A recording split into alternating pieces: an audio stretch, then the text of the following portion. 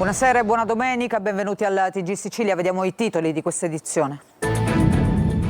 Stava aspettando la mezzanotte per festeggiare un compleanno, invece è arrivata la morte. Giuseppe Di Dio, il sedicenne di Capizzi, è stato ucciso per errore. Fermato un ventenne assieme al padre e al fratello.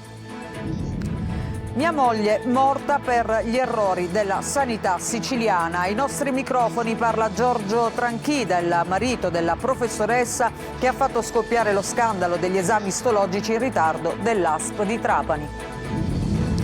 Commemorazione dei defunti in tutta la Sicilia, cimiteri aperti e affollati. A Catania il sacrario dei caduti interdetto a causa dei lavori.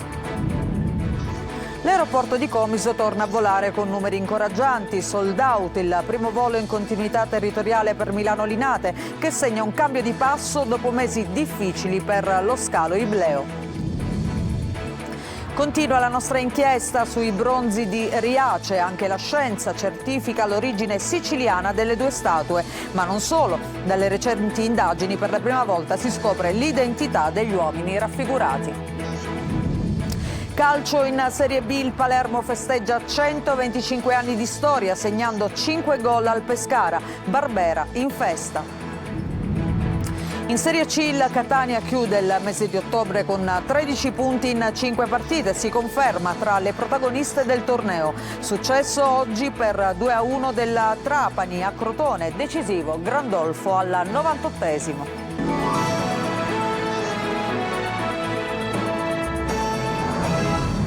Ancora ben trovati, c'erano tanti ragazzi ieri sera di fronte a quella bar di Capizzi, stavano aspettando la mezzanotte per festeggiare un compleanno, invece è arrivata la morte di Giuseppe Di Dio, il sedicenne che è stato colpito per errore da Giacomo Frasconà, un ventenne che era lì però per un'altra persona. È stato fermato assieme al padre e al fratello, ma ricostruiamo tutto nel servizio di Francesco Triolo. È stato ucciso per un errore davanti ad un bar a Capizzi, paese arroccato sui Nebrodi in provincia di Messina.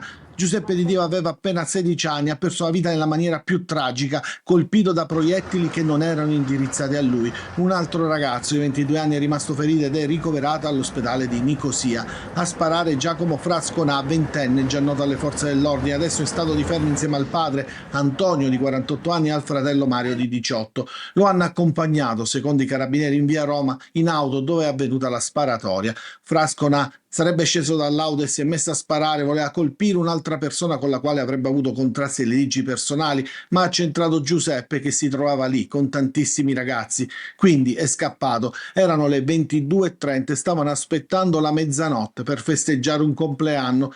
L'accusa per i tre è omicidio, tentato omicidio, detenzione abusiva di armi, detenzione di arma da fuoco clandestina, lesioni personali e ricettazione. I carabinieri hanno recuperato e sequestrato l'arma del delitto, una pistola con matricola a brasa. Appena un paio di giorni fa la famiglia Frasconà era stata sottoposta a controlli perché sospettata di possedere armi. L'anno scorso alcuni componenti della stessa famiglia sono stati indagati per aver dato fuoco alla caserma dei carabinieri.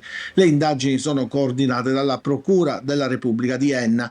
C'è sgomento in paese per la morte del sedicenne, un ragazzo timido, bravo e studioso, dice il sindaco Leonardo Principato Trosso, che ha annunciato il lutto cittadino. Su Facebook il ricordo della scuola, l'istituto Majorana di Troina, ogni giorno 28 km di curve e tornanti per raggiungerlo. Si resta sgomenti e annientati dinanzi a tanta crudeltà e al dolore straziante che essa ha generato, ha scritto la dirigente Mariangela Sant'Angelo. Ci sono anche le parole del Premier Meloni, un delitto assurdo e spietato. Giuseppe, 16 anni, ucciso per errore davanti a un bar nel Messinese. Dolore e rabbia per una vita innocente strappata alla famiglia. Queste le parole appunto del Premier che scrive appunto queste parole sui social e aggiunge: mi auguro che la giustizia sia rapida e severa verso i responsabili di questo orrore. Il mio sentito cordoglio alla famiglia e alla comunità sconvolta appunto da questa tragedia. A Sant'Alfio, nella Catanese, una donna tenta di raggirare un'anziana ma viene scoperta e inseguita dal figlio e poi da alcuni compaesani. Sentiamo Tonino De Mano. tenta di raggirare una 79enne di Sant'Alfio fingendosi finta cancelliera del tribunale, ma viene inseguita dal figlio e da alcuni vicini di casa, finendo anche per essere denunciata dai carabinieri. Protagonista una donna di 41 anni, originaria di Mascalucia e nota per le sue vicissitudini giudiziarie. Tutto inizia dalla telefonata di un finto maresciallo con la quale informava che il marito dell'anziana era in caserma a Zafferana per una sanguinosa rapina ai danni di una gioielleria di Catania. L'interlocutore ha chiesto alla donna di collaborare alle indagini fornendogli il numero di matricola del fucile da caccia detenuto dal marito e, minacciandola di denuncia, di far visionare i gioielli tenuti in casa ad una delegata del tribunale al fine di verificare che i preziosi non fossero gli stessi rubati nel corso della rapina. L'anziana, atterrita, ha subito informato il figlio che si è precipitato in casa. Da qui la colluttazione con la truffatrice che ha tentato la fuga, prima rompendo un vetro per poi scavalcare nel balcone, tutto questo tallonata dal figlio dell'anziana e da alcuni compaesani. Il successivo arrivo dei carabinieri ha permesso di risalire alla donna che ha concluso la sua infruttuosa trasferta a Sant'Alfio con una bella denuncia per tentata truffa. La malasanità siciliana è stato uno dei temi affrontati durante l'ultima puntata del Punto di Telecolor e si è parlato del caso della professoressa di Mazzara del Vallo morta di cancro dopo aver atteso 8 mesi per un referto. Simona Mazzone ha sentito il marito della donna. La malasanità, ancora una volta protagonista del programma di approfondimento giornalistico delle nostre reti Il Punto, dove la storia di Maria Cristina Gallo, la docente di lettere di Mazzara del Vallo, morta di cancro a 56 anni, ha posto l'accento sulle gravi carenze della sanità siciliana. A raccontarla è stato il marito, a pochi giorni dal funerale della moglie, profondamente addolorato per un errore omissivo dell'ASP di Trapani. Al tumore era stato dato troppo vantaggio incolmabile, nonostante la voglia di vivere di mia moglie, nonostante l'affetto della famiglia, nonostante l'impegno dei medici. Il tumore era già diffuso. Maria Cristina forse si sarebbe potuta salvare se la biopsia a seguito di un intervento per un fibroma all'utero le fosse stata consegnata in tempi regolari. Invece il referto medico è arrivato dopo 8 mesi, quando ormai era troppo tardi. Mia moglie ha pagato una serie di errori fatti da altri, una serie di cose non fatte che equivalgono comunque ad un errore. E noi lo abbiamo scoperto per caso che questo ritardo era un ritardo sistematico. Perché? Perché nel momento in cui mia moglie è andata a ritirare i documenti in ospedale, nell'archivio, un impiegato di quell'ufficio, un impiegato tra virgolette qualsiasi, ma lo stupore di mia moglie sul fatto che stava ricevendo un esame istologico dopo 8 mesi, ha mostrato un armadio con dentro dei faldoni, dei fascicoli, esclamando: scusa, ma non pensare di essere da sola, qua ce ne sono altri 3.000 nelle tue stesse condizioni. Incidente nel pomeriggio sull'autostrada Catania-Siracusa, dopo lo svincolo di Augusta in direzione appunto Siracusa, 4 le auto coinvolte, si registra qualche ferito sul posto, è intervenuta una pattuglia della Polstrada di Lentini e i mezzi di soccorso, il traffico ha subito forti rallentamenti. Oggi 2 novembre, commemorazione dei defunti all'insegna della tradizione a San Nicolò l'Arena, appunto la commemorazione dei caduti di tutte le guerre in un sacrario però ancora off limits per lavori. Vediamo. Commemorazione dei defunti all'insegna della tradizione a Catania, con la visita al carro estinto preso d'assalto il cimitero di Via Aquicella e con l'onore ai caduti per la patria. A San Nicolò l'Arena, autorità civili, religiose e militari si sono dati appuntamento per la deposizione di 2 corone d'alloro, una inviata dal consolato tedesco. Ad aprire la celebrazione il silenzio. Il messaggio dell'arcivescovo Renna e il commosso tributo del prefetto Signoriello e del sindaco Trantino, presenti i massimi vertici delle forze dell'ordine ed i rappresentanti delle associazioni combattentistiche. Sacrario dei caduti ancora off limits e transennato per lavori ed aperto per pochissimi minuti, giusto il tempo di rendere onore ai soldati morti in guerra. Ad attendere fuori anche alcuni familiari dei caduti che speravano in un 2 novembre diverso, ovvero di poter visitare un luogo tanto carico di significato, tangibili, amarezza e disappunto. C'è un'amarezza in questo, perché questi lavori che erano stati annunciati 7 mesi fa o un anno fa, ora ancora non sono neanche iniziati. C'è una transenna messa davanti al Sacrario che solo oggi è stata spostata per la cerimonia. È davvero deplorevole quello che abbiamo visto stamattina. Speravamo di poter entrare nel Sacrario, invece assolutamente. Speriamo che la cosa comunque si risolva in tempi brevi, in quanto questo sacrario, come tutti quanti gli altri sacrari in Italia, serve ad infondere il rispetto per le persone che hanno contribuito a renderci liberi ora. Prossimo appuntamento il 4 novembre per la giornata dell'Unità Nazionale e delle Forze Armate e con la commemorazione dei caduti di tutte le guerre.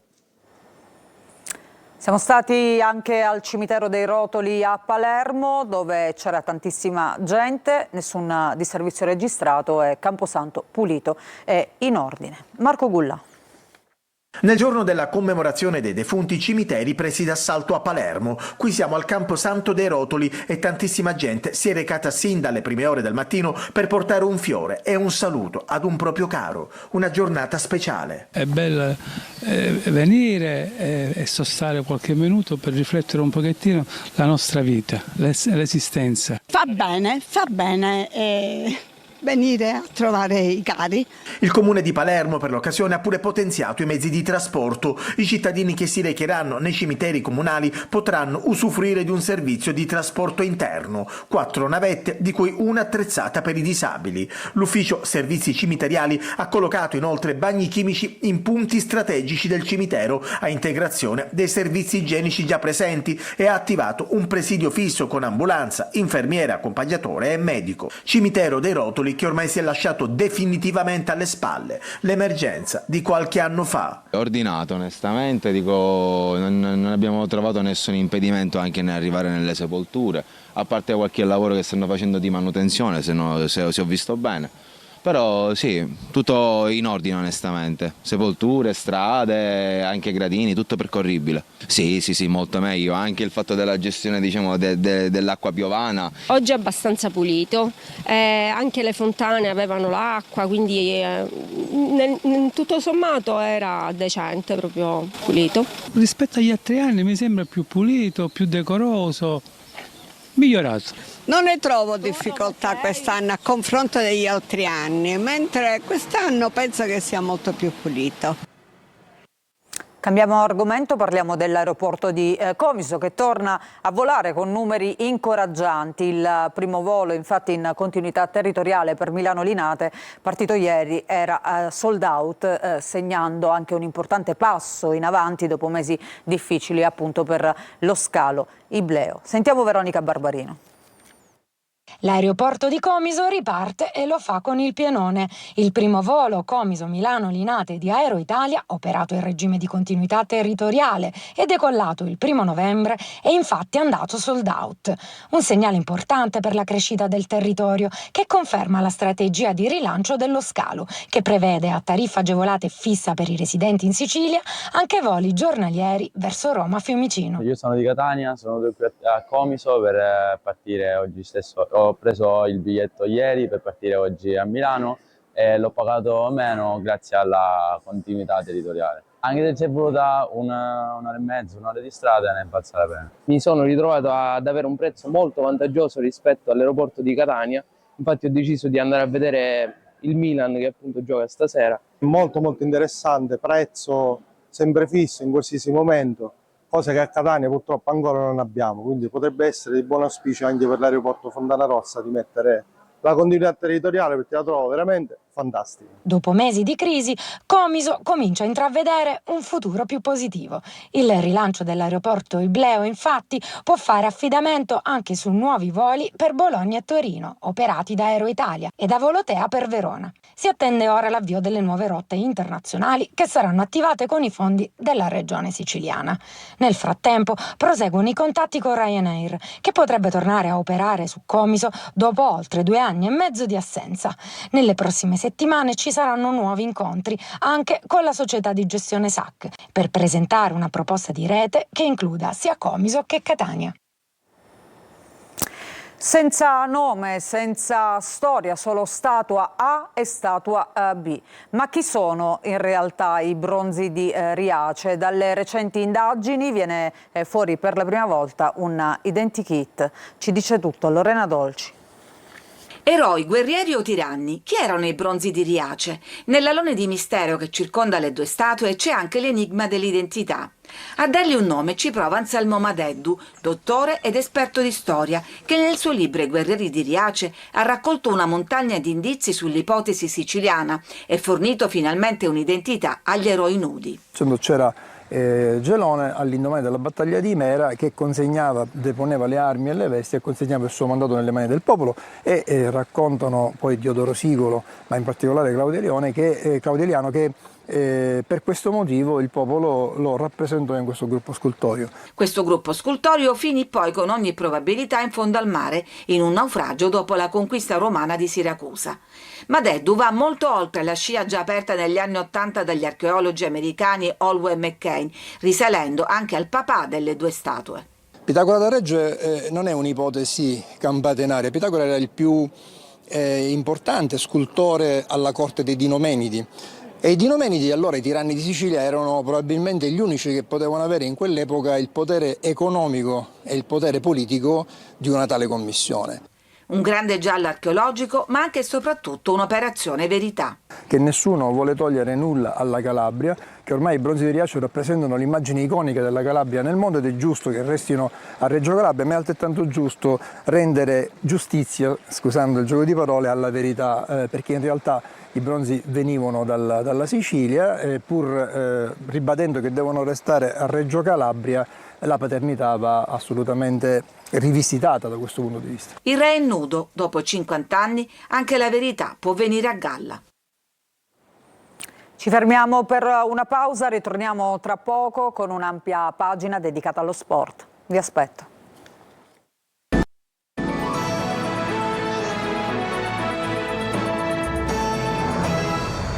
Bentrovati, adesso il calcio, partiamo dalla Serie B con il Palermo che festeggia al meglio il 125esimo compleanno, travolto 5-0 il Pescara, doppietta di Pierozzi, gol di Segre, Brunori e Diachité e Rosanero che tornano a vincere dopo 2 sconfitte di fila. Marco Gulla.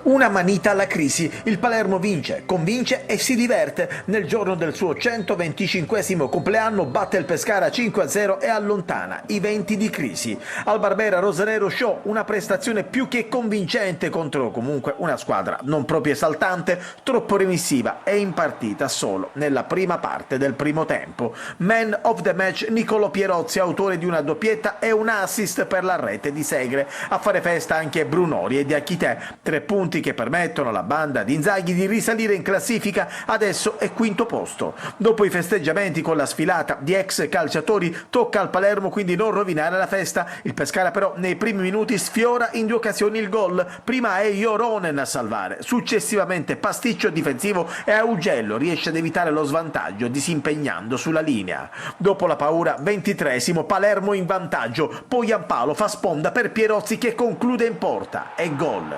La squadra si toglie di dosso paure e incertezze e inizia a giocare a calcio. Nel finale di tempo ha annullato un gol a Pierozzi per fuorigioco di Poyampalo. Nella ripresa però entra Brunori e la formazione siciliana sprinta. Arriva subito il raddoppio, Pierozzi questa volta fa assist e Segre in sacca di testa, 2-0. Poi Poyampalo vuole chiuderla, conclusione mirata, ma c'è il palo a negare la gioia al finlandese. 58esimo, terzo gol rosanero, Pierozzi appostato nell'area piccola sugli sviluppi di un calcio d'angolo insacca facilmente, doppietta e notte magica per il difensore. Poi entra in scena Brunori, poi Giampalo fa ancora assist per il capitano rosanero che prende la mira e fa buca, 4-0. Nel finale c'è gioia anche per Diachité che insacca di testa su assist di Vasic la palla del pokerissimo. Festa al Barbera, il Palermo riparte.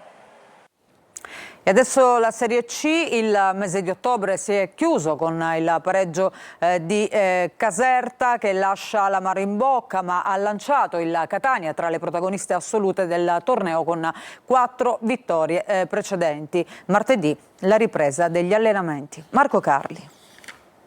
È stato un ottobre a tinte rossazzurre quasi perfetto, nonostante l'amaro in bocca che ha lasciato il finale di Caserta con i 2 errori che hanno portato al successivo pareggio dei campani, nella notte conclusiva del mese. Non si può però dimenticare che prima era stato percorso netto, 4 vittorie, nessun gol subito e soprattutto gli scalpi di Salernitana e Benevento, conditi da spalti gremiti ed esultanti. Insomma, se si escludono gli ultimi 10 minuti di Caserta, solo buoni pensieri per questa stagione. Certo, la perfezione non esiste e i miglioramenti vanno alimentati giorno dopo giorno sul campo e in società. Si pensa a irrobustire la rosa con un esterno sul mercato di gennaio, ma il Catania è fra le protagoniste e ha i mezzi per duellare fino alla fine e tentare di regalare ai tifosi il sogno da tempo atteso. Il mese di novembre si apre con una partita interna contro l'Altamura che ha pareggiato in casa nell'ultimo turno contro il Cosenza. I pugliesi sono allenati da Davis Mangia, tornato in Italia dopo un decennio ed ex guida dell'Under 21 della Nazionale e del Palermo. Il Catania tornerà ad allenarsi martedì. Toscano dovrà fare a meno di Gherardi che sarà squalificato e deve valutare gli infortuni di Aloi e Pieraccini. Il primo salterà di sicuro la sfida, mentre per il difensore bisognerà capire cosa emergerà quando verranno verificate le condizioni dell'ex Cesena dopo il problema fisico che l'ha costretto ad abbandonare il campo al Pinto. È successo per il Trapani a Crotone che vince 2-1 di Fischnaller il gol nel primo tempo, ma poi decide la partita Grandolfo che segna al 98esimo. Sentiamo Franco Cammarasano. All'uscita di Crotone il Trapani prova a far dimenticare l'eliminazione della Coppa Italia per mani del Sorrento di qualche giorno prima e ci riesce con questo gol di Francesco Grandolfo che al 97esimo devia di testa in rete un angolo calciato da Canotto. Al 17esimo però il centravanti argentino è pronto su un cross di Zunno a girare in rete la palla dell'1-0. Passa appena un minuto e il Trapani pareggia, servizio di Celeghin per Fischnaller che si libera e col sinistro mette dentro a fil di palo. Al 38esimo lo stesso Fischnaller prova a sorprendere Merelli, ma il tiro è centrale. Ripresa noiosa, giocata a ritmi lenti e priva di emozioni, l'unica a tempo abbondantemente scaduto quando Grandolfo regala al Trapani 3 punti d'oro. E sempre in Serie C un'altra batosta per il Siracusa in casa del Giuliano. Nella sfida in chiave salvezza gli aretosei sono stati sconfitti dai campani per 2-1. Noi facciamo un'altra breve pausa, ritorniamo tra poco con gli ultimi aggiornamenti.